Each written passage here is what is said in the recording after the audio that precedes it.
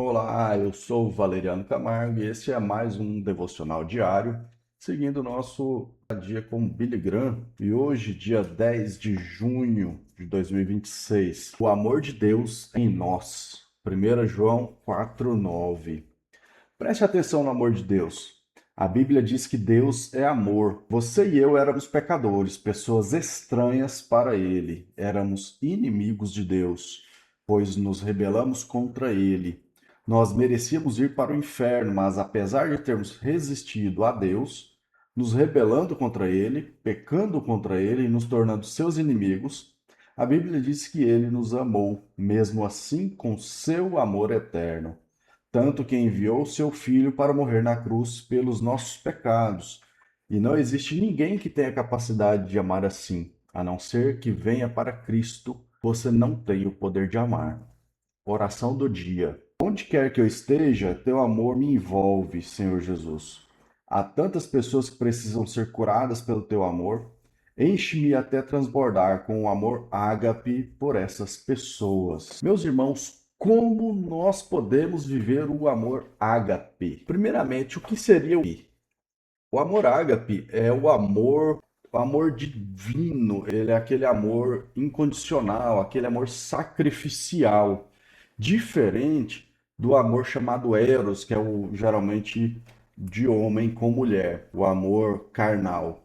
Esse amor divino, esse amor ágape, ele provém de Deus e nós recebemos ele por meio do Espírito Santo. O que nós podemos fazer para viver esse amor? Como nós vivenciamos esse amor? Como nós podemos ter a experiência deste amor? Como o que eu preciso fazer para conhecer o amor ágape? Primeiramente, precisamos reconhecer a fonte. O amor ágape é o amor que vem de Deus. Ele é um amor divino. Então, nós podemos acessar esse amor que vem de Deus por meio do Espírito Santo, como está escrito em Romanos. E a esperança não nos decepciona, porque Deus derramou seu amor em nossos corações por meio do Espírito Santo que ele nos deu. Então, ele já derramou esse amor sobre nós. Nós já vivenciamos esse amor. Podemos não ter ainda consciência e podemos ainda estar com os olhos ainda turvos, porque nós, por falta de conhecimento, nós talvez estejamos perdendo parte dessa vivência. Mas, inicialmente, reconhecendo a fonte. A fonte é Deus, que nos entregou esse amor ágape por meio do Espírito Santo. E o Espírito Santo, ele nos permite amar com decisão, não só com sentimento. Ele nos traz o conhecimento, ele nos traz entendimento. O amor ágape, para nós vivenciarmos ele, nós temos que tomar uma decisão. Nós decidimos que todos os dias buscaremos a Deus, buscaremos um maior contato com o Espírito Santo.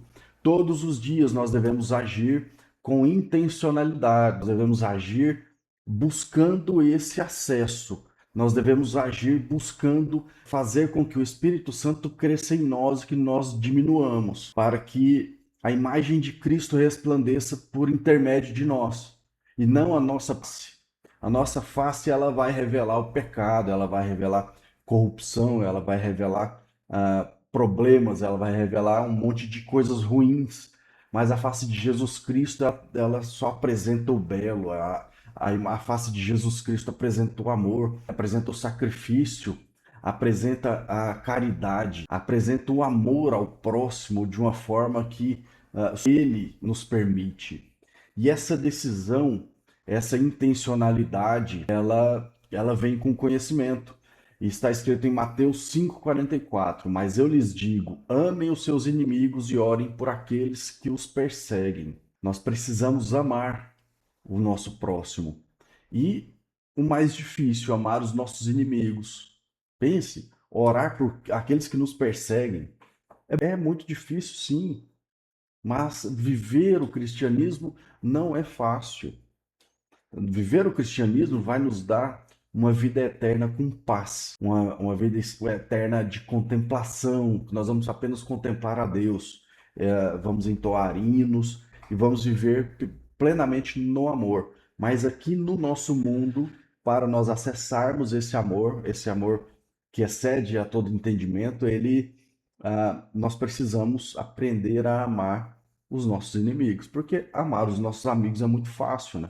Amar quem nos ama é muito fácil. Difícil é amar os nossos inimigos, amar quem tenta contra nós. Mas nós precisamos, lendo a palavra e buscando entendimento, e por meio da intencionalidade, nós podemos acessar esse amor ágape.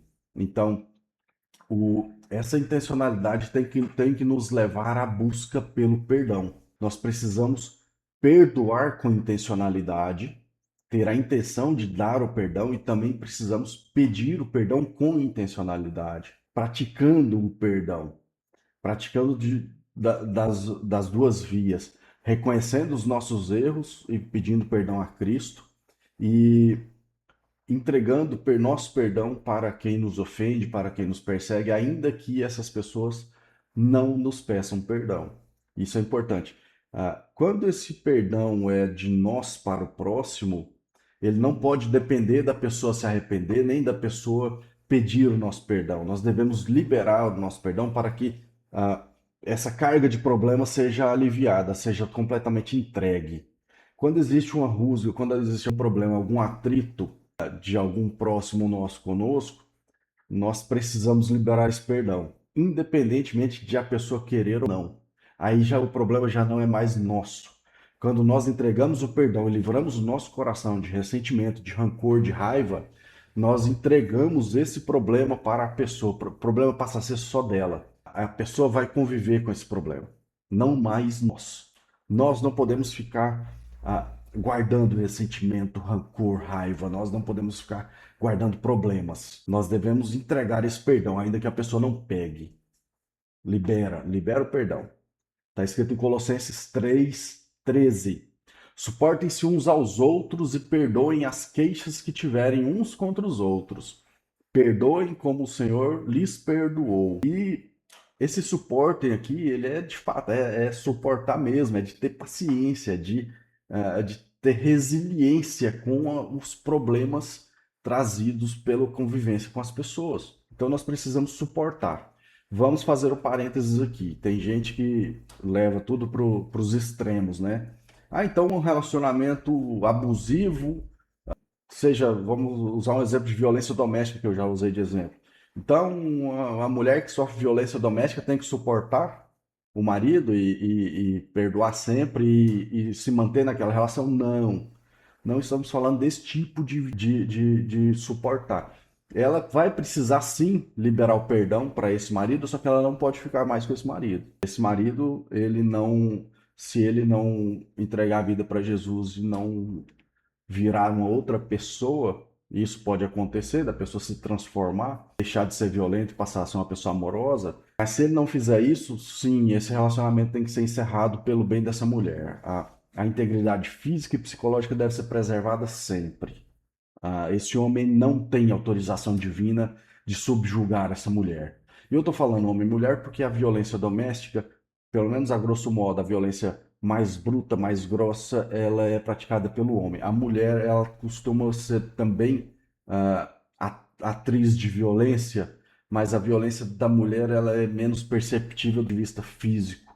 Do ponto de vista da agressão física, a mulher tem menos potencial contra o homem. Não, relacionamentos abusivos devem ser evitados sempre. Se for um outro tipo de relacionamento abusivo, relação de amizade ou relação de irmandade, ninguém é obrigado a viver com uma pessoa que a faz sofrer. Mas não podemos guardar ressentimentos. Aqui a questão é: vamos guardar ressentimento, vamos liberar perdão, vamos perdoar sempre. Não quer dizer que vamos obrigatoriamente conviver com quem não busca essa mudança, com quem não converteu, com quem não está procurando ser uma pessoa melhor.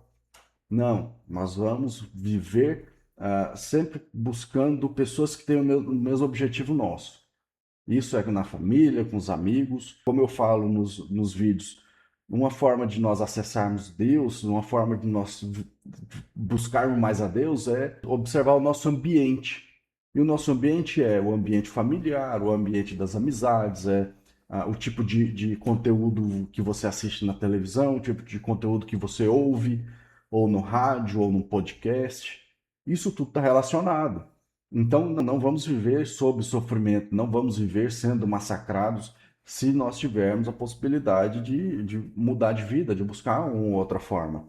Porque precisamos buscar amizades que vão contribuir com o nosso crescimento espiritual. Precisamos andar acompanhados de pessoas que vão nos ajudar no nosso crescimento pessoal. Nós precisamos, como eu disse, congregar numa boa igreja, participar de grupos de estudo bíblico, participar de grupos de aprimoramento espiritual. Então, esse tipo de prática é completamente avessa a qualquer tipo de violência psicológica, física, qualquer tipo de violência. É o oposto. Nós devemos buscar um ambiente saudável. É uma necessidade nossa para que nós tenhamos a possibilidade de vivenciar mais do Espírito Santo. Então, ouvir boas músicas, assistir bons programas, ouvir bons podcasts, assistir pregações, assistir bons cultos e evitar quem nos faz mal, sem deixar, obviamente, de perdoar.